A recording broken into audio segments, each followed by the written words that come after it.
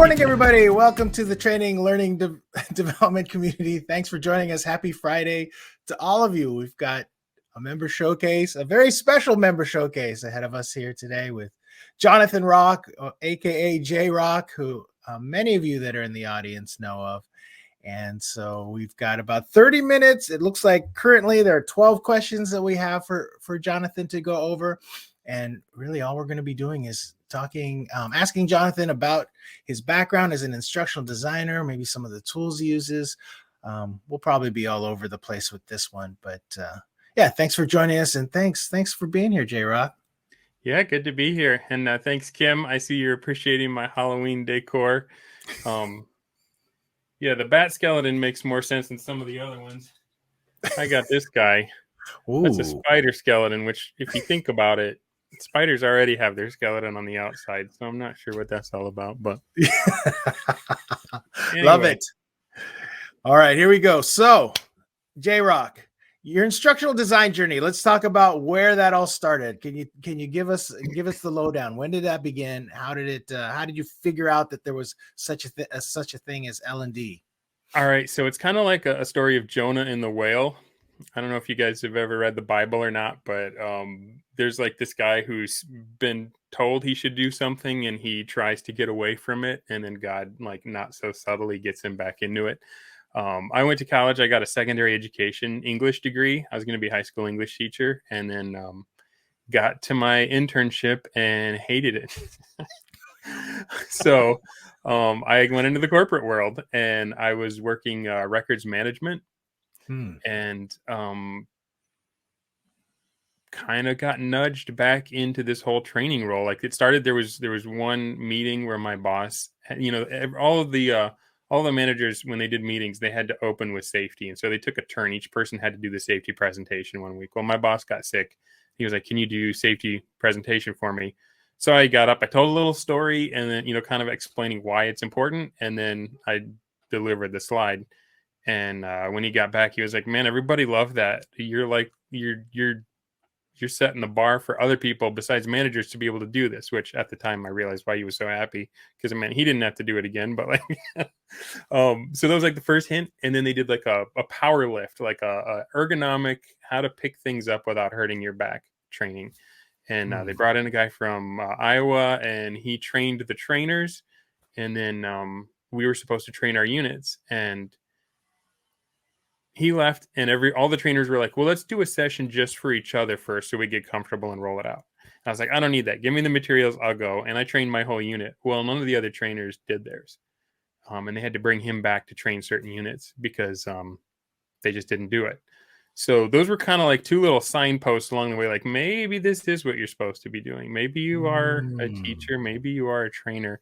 And so then when this job came available for Zoetis about 9 years ago, GMP training specialist, I threw my hat in the ring.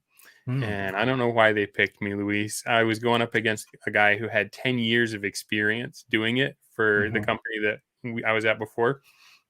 He was the walk-on favorite. All I can say is I sold my face off on the cover letter. I put, I was like, the guy's been doing it for 10 years. So I put, "I'm your low-cost option." Put that on my cover letter. And at the end of the interview, I was the only advantage I had over the guy. At the end of the interview, I thought I'd blown it because I got super excited. I was shaking their hands, as the hiring manager and one of her professionals. I was shaking her hand, and I like got overcome and like squeezed her hand. And I was like, "I really want this job. I want you to give it to me." And they both burst out laughing, kind of like you're doing now. And I was like, "Oh, you idiot, you nerd. Why did you nerd out at the end like that? You probably blew it." But then I got the job. So I don't know if it was because, like, in sales, you're supposed to ask for the sale, or if just they saw passion or what, but they took a chance on me. And so I kind of got the duties before I had the skills, right? I think a lot of people in this industry, there's that book by Cami Bean called The Accidental Instructional Designer. I think there's nowadays, I think there's a lot more people intentionally going into it, like, especially from education, saying, how do I get the skills? How do I transfer what I already know and learn what the new playing field is? But I did have one mentor at the old company who gave me a book. I don't know, it's too glary, but Telling Ain't Training. back, this is an old school. It still says ASTD instead of ATD. Um, but that was kind of my first foray into instructional design, was reading that book and just realizing, okay, I'm green as a stick of gum. I've got all my secondary education stuff. I got the pedagogy from in my distant past, but some of that's perishable, like if you're not using it, right? Right. But like, what is the difference between what a school wants and what a corporation wants? And it feels like in education and in higher ed, they're a lot more about the research and like how can you prove that these concepts work based on people's research? And in the business, it's all about, we don't care about the pink and fluffy stuff. What's going to hit the bottom line? How are you going to get my people up to speed quick? Or if it's compliance training, which is a lot of what I do, how do we get to a compliant state, with the least impact to efficiency or, whatever. We got to be able to check all the boxes and also make sure people aren't spending their whole day off training when they need to get back and keep the lines running. Mm-hmm. Interesting. So how about your passion for e-learning? Because, I sort of, Yeah. when I think of you like kind of doing the PowerPoint stuff and the Articulate 360 stuff. When did that come along? The passion for e-learning, well, I mean, I've been a gamer my whole life. I really enjoy video games. Mm. Um, I like creating puzzles, and what's a good description for games? I think the art of playing a game is solving a puzzle that is non-essential, right? Like you're using your brain power to solve a puzzle or solve a problem that doesn't matter in the world. Um, but so I normally, when you say e-learning designer, developer, people are like, oh, well, so you're Satan, right? Like, remember that mandatory compliance training you had to take? I'm the guy that built that. And then you just watch their eyes glaze over and they decide not to respect you. But I saw a couple examples early on that really kind of lit me up to what's possible. And one of them was Kathy Moore, who wrote the book Map It. She worked with the the United States Army, to develop an encounter with Haji Kamal. And that looks like a comic book and plays like a game. And it doesn't start off with just telling you a bunch of stuff. It's designed for soldiers in Afghanistan and how to deal with soft skills, cross-cultural things. And the way they do it, instead of just telling you, info dumping a bunch of, vomiting a bunch of factoids on you and bullet point lists, what they do is they say, all right, here's a scenario. You're going to be advising this brand new lieutenant who's never been in Afghanistan before. And he's going to have to go and have this encounter with a regional leader. And you need to help him through the process by giving him advice on the decisions he needs to make. And he's got two sergeants that are both, one's been in Iraq, one's been in Afghanistan, and they'll give you input as you go, but it's up to you to tell them what to do. And that format drew me in, and I played it multiple times. And here's why that's important, Luis, is because normally compliance training, we over explain the crap out of it, right? And then we quiz you. And then if you got the question right, usually there's like a big paragraph of why you got it right. And what do you think the percentage are of people that read the why you got it right? I don't care. I got it right. I'm going on. Right. Right. But why do we put that in there? Why do we put the explanation of why you got it right? Well, it's because we're scared. Like, oh, well, maybe they just clicked next through the info and just guessed and happened to guess it right. And so we want to make sure we cover our butt by over explaining again why that was right. Mm-hmm. And the result is nobody reads it. But the difference for me with Haji Kamal was I played that thing multiple times. I went back to the data again and again because I wanted to see all the outcomes. It became fun. It became a game. And so I got to see all the outcomes because I was enjoying it. I did naturally on my own as a human the thing that the other trainer wanted me to do, is revisit the material and make sure I understood it. Mm-hmm. In the first case, I was like, nah, this insults my intelligence. I'm out of here. In the second case, I was like, ooh, that's fun. That's cool. I wonder how bad I can screw up. Can we get kicked off the guy's property? Yeah. So that like kind of started me on this journey where I'm like, okay, what elements from games can we bring to e-learning that, especially for me, I mean, it's different if you've got, okay, we're going to do a video series to train somebody how to do something, and it's up to them if they want to take it, like they'll pay for it and they'll watch it. That's one thing. Mine, I've got a captive audience. I have people that are, we get it audited by the Food and Drug Administration. And so they have to meet certain criteria to be considered qualified for their job. So if I put it on their curriculum, it's going to stay on there until they do it or go overdue. And then they have to talk to their manager. So I have the dream of a captive audience. And also, they need to be able to get, on the break or lunch or whenever they have time to do their training, they need to do it and go back to work. Yeah.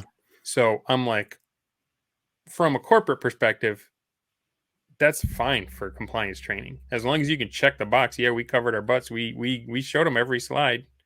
They clicked, I read and understood, right? But from the human side of it, as someone who has to take that kind of training too, I'm like, what are the things I can do to surprise? What are the things I can do to delight? And maybe they're not going to be laughing their heads off for the whole e-learning, but maybe there's parts that I can catch them off guard and I can capture that attention. So that's where kind of that approach with the gamey type stuff comes into it, where like, what little things can I throw at it? And I don't know how common that is for like somebody like you to actually care. The fact that you're like willing to like, okay, I need to make this interesting because how sad is that though, right? I know your people are gonna hate this. I don't care. Publish. Now they have to take it. Yeah, I'm gonna lock down every slide until I think it's given enough time for them to have read the whole screen. Right. No, it's true. The next button becomes available.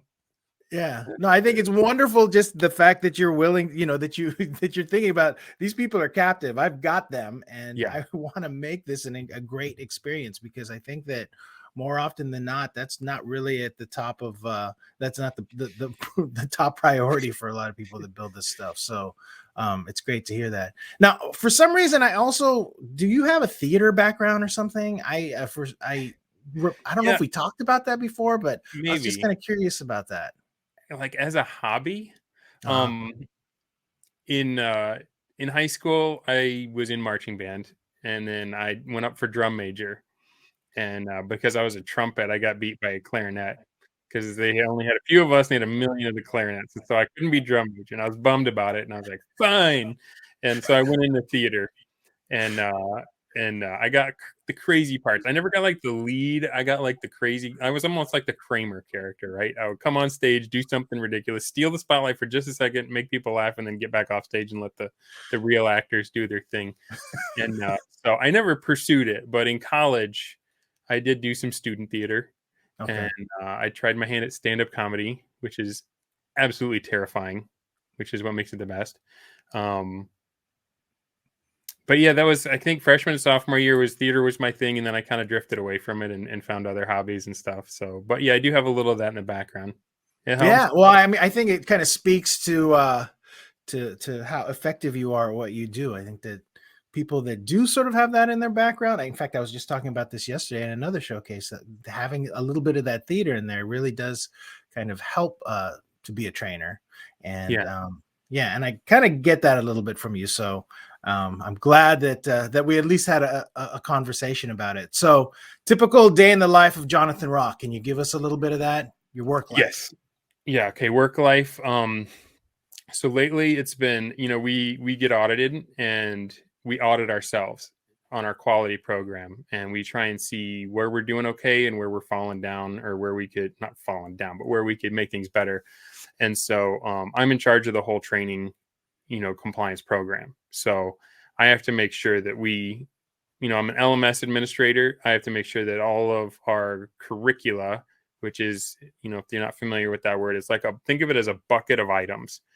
And if you want to be considered qualified to do a job, then you have to complete all of the items in that bucket before you are assigned to do the work independently without anyone overseeing you. So it's like SOPs, standard operating procedures. Sorry, I'm acronyming.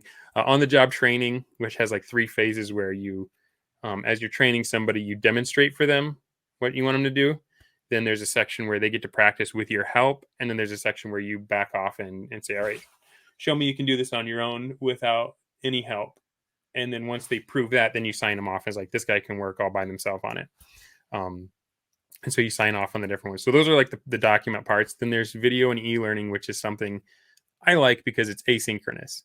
I don't have to, come in on a third shift and train somebody on a video or an e-learning. They can take it whenever they want to. Mhm. But it's not as personal as being in front of a class and, making people laugh, or what I like to do is make them cry. Um, and then so part of it is designing that stuff. Way too little of it is actually designing those learning experiences. Most of it is, okay, corporate rolled out this quality standard and these global procedures, and we need to make sure everybody's enrolled in them. And so it's just creating items in the learning zone, which is our LMS, creating curricula, putting the items on the curricula, putting the curricula on the people to make sure they have it, and then getting all of the email from saying this won't work or why did I get this? So most of my day is responding to email and fixing e-learning that either they took it and it didn't give them credit or they don't have access to it and that kind of stuff. And then there's these little bright spots of stuff I get to work on. Like right now we're revamping our new employee orientation program.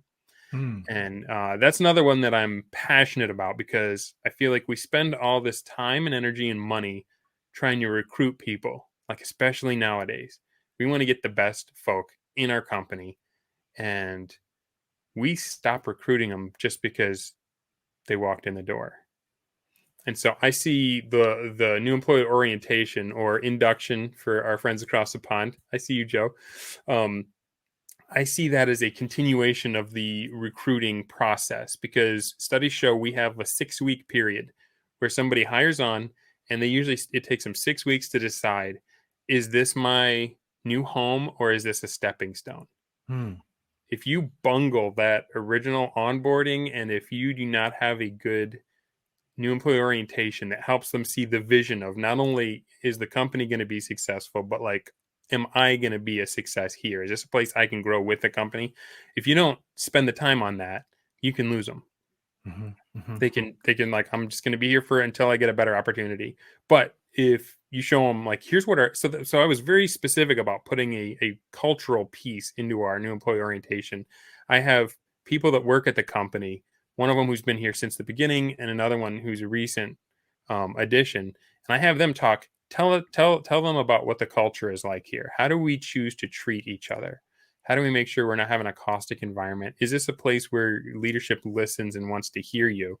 And we have those kind of conversations because I'm like, this is my chance to let them know, kind of what they signed on for, and hopefully um, impact that, whether they're going to get the buyer's remorse or whether they're going to like start to see not only because I tell them maybe what you're doing right now is perfect for right now, but also look around at other people at the company and see what they're doing and get time with them and say, hey, if I wanted to do this a couple of years down the road, are there any classes I'd need to take? Are there any experiences I'd need to have? And just kind of get that buy-in that this is a place where they can grow and move on. So that's why it's kind of fun to do new employee orientation. And Yeah. in our new employee orientation, we started off with a full week, and then it does not look like what it started off now because of COVID. Like early pandemic, we had to do everything virtual. And I was like, people are not going to sit for 3 straight days of 8 hours of Zoom, right?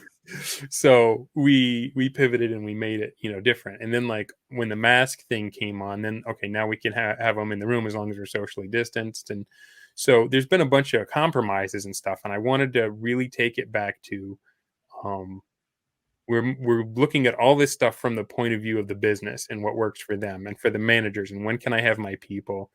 And I said, let's start back with that user, the person who's going to be sitting there and coming to this experience. What would be the best choice for them? Because right now it's most efficient to do one straight day for day one, where they get all their compliance and safety and culture and everything. It's like drinking from the fire hose, Yeah. and they just sit through it. At the end of it, their probably eyes are all unfocused and they're just shaking, like. So we're like, what if we broke it back into a full week, but we did half days where they get the morning with us, and then the afternoon they go to their where they're going to be working and get some context for some of the other stuff we're talking about. So I know I guess that's a commonality between the e-learning part and the in-class one is yeah, you're going to have to make compromises for the business, but if we start with what would be ideal for the learner, I feel like you're still going to have to make them, but you can get closer to that ideal if you aim for that than if you start by saying, well, this won't work because of that and this will get in the way. Like push for the ideal, and then you'll wind up closer. Mhm. Um, Mhm. So that's the new employee orientation part of it. The other part is this: where I get to have my super fun with e-learning is we have an annual GMP refresher. Like part of the good manufacturing practices are you got to get them early when they first get there. You need to teach them some of the good manufacturing principles. If anything happens, you need to train on deviations or incidents that happen. But then once a year, you want to refresh them on some of the topics. So that's compliance training. Everybody has to take it, but I have leeway to make that more fun. And so like that is one of the projects I'm most proud of was I did one based on Stranger Things called Stronger GMPs. I remember that. It was great. You did a broadcast with us on that. That was fantastic. Yep. And so I just went whole hog with it as far as like I put story in there, I put art and animation, and I was like every quiz is a monster fight. And if you get it wrong, I'm going to kill your character and you have to start over. My boss was a little squeamish on that one, but I'm like, that's the opposite of what we normally do. Like, how do we normally create an e-learning? It's like a click speed simulator where you just, jam on the next button as fast as you're humanly able to, and then guess your way through an easy quiz. And even if the quiz isn't easy, oftentimes you get to take the questions as many times as you want, right? So I'm like, that's the reason people take that approach is because that's the most efficient way through. Like, that's what I would do if I was taking some boring e-learning. Click, click, click, click, click. I know the answer. I know 100%. Don't take it. It's a bribe. Right. I would report that to my manager, 100%. So I thought, well, if you kill them when they get it wrong and they have to start over, then the most efficient way is for them to actually learn the content and be able to pass the quiz. So I didn't make that course was very instructional for me because I had two opposite reactions. Some people said, I love that. They'd stop me in the hallway and gush and be like, why can't they all be like that? That was so much fun. I was not expecting it. I thought it was going to be boring. And then I was surprised. And like, I love hearing that because it's really good for my ego. But the opposite reaction also came down. I know what you're doing. Don't ever do that again. I'm trying to get these people trained and back on the floor working on their equipment, and they had to start over and over because you killed the players, and all that stuff is cute, but it doesn't help, right? Right. Wow. So nobody was meh about it. They either loved it or they were like, "Oh, this stinking guy and his nerdy crap," right? So like, how do you take that on and iterate for the next one? Yeah. So, what do you think? How would you solve that?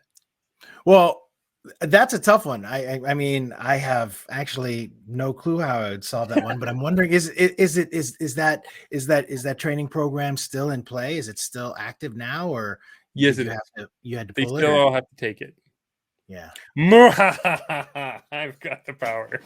Well, yeah. I mean, yeah. So here's how I'm taking it for the next one. Because the other thing you got, like, I put music into that. I put sound effects. Yeah. I went whole hog. Well, some of the people are taking it out on a noisy production floor where the music and sound effects are wasted, right? So I was thinking about, I was like, how do you do this if you still want to have the fun for people that have the time and energy and want to do extra? Can I still provide that without making it a nightmare for people who just need to do the training and get back to work? Yeah. And I thought about the movie The Matrix and the red pill and the blue pill. And I was like, what if right up front, it's the same content, but you design it twice. You make a normal standard click nexter that has all the slides in the quiz.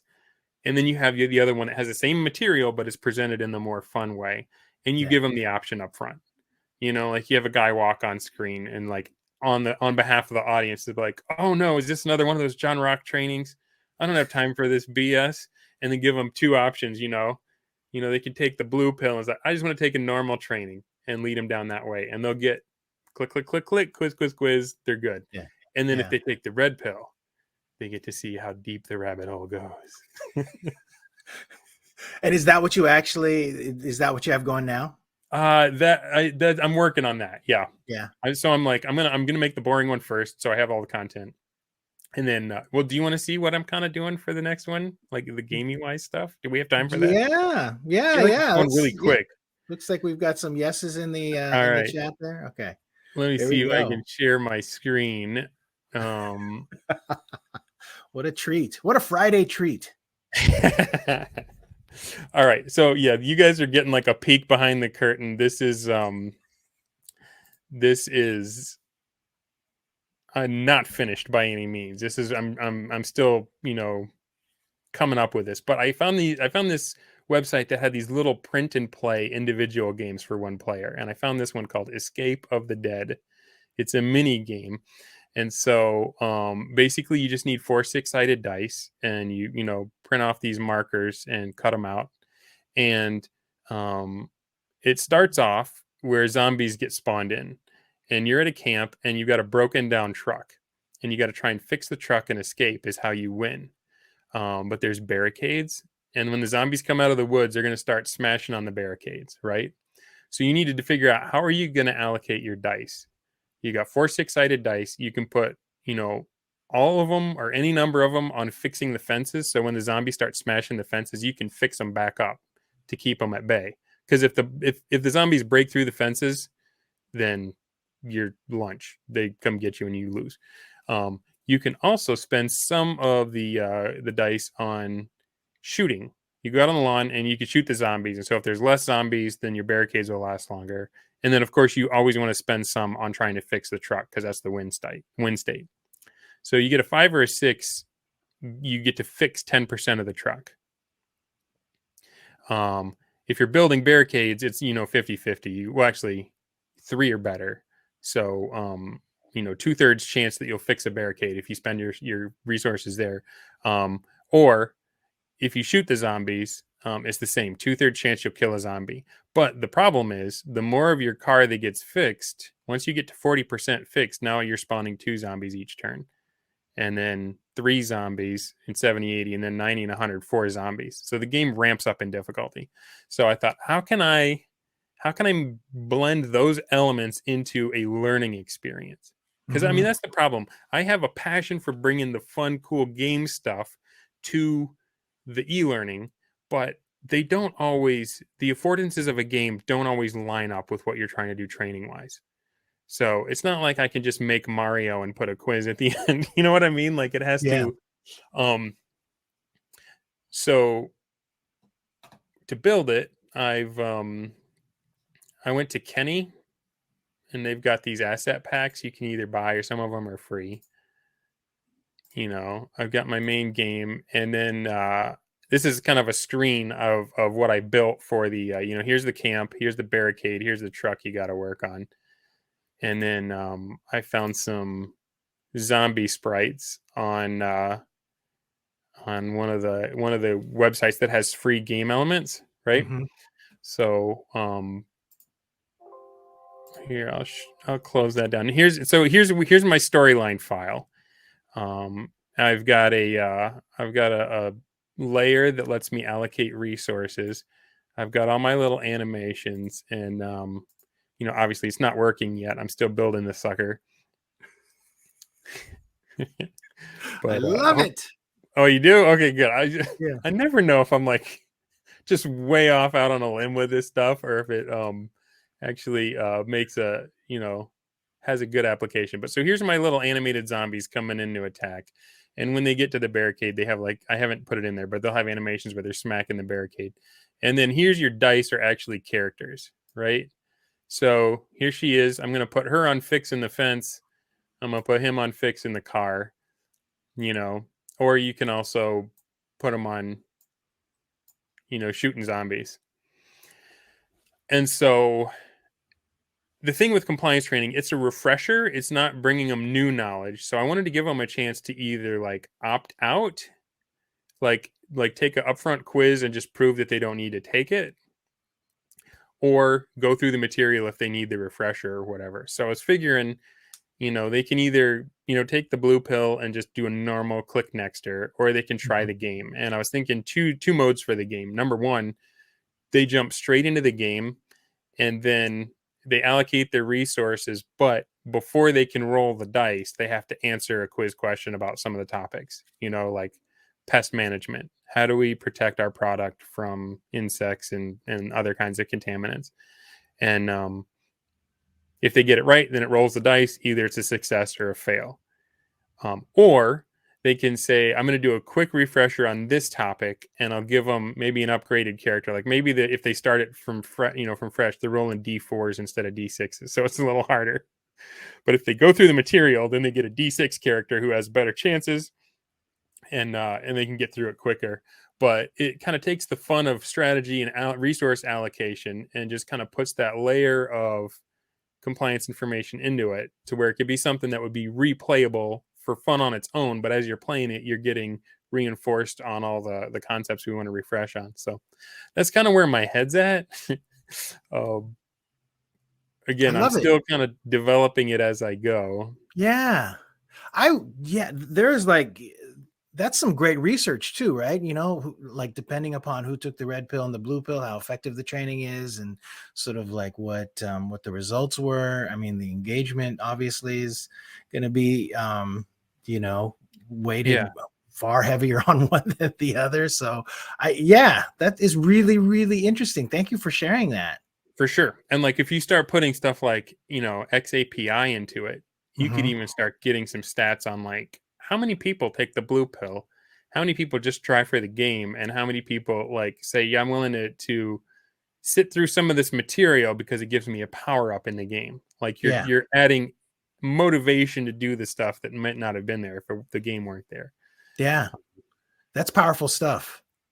And Kim, I don't remember off the top of my head where I got that one page. I will look that up and send that to you on LinkedIn, where that little resource was for those, because those are just fun and of their own right, Yeah, I actually wrote that down because that's something my 7-year-old, who is like crazy about games right now, would absolutely love to play. So I'm gonna have to try to find that to show him tonight. But that's great. Okay, Kim, I'll email it to you at Cinecraft. Wow. So let's see. We're already past our half an hour, but let me Oops. ask you just a couple more questions if that's cool. Okay.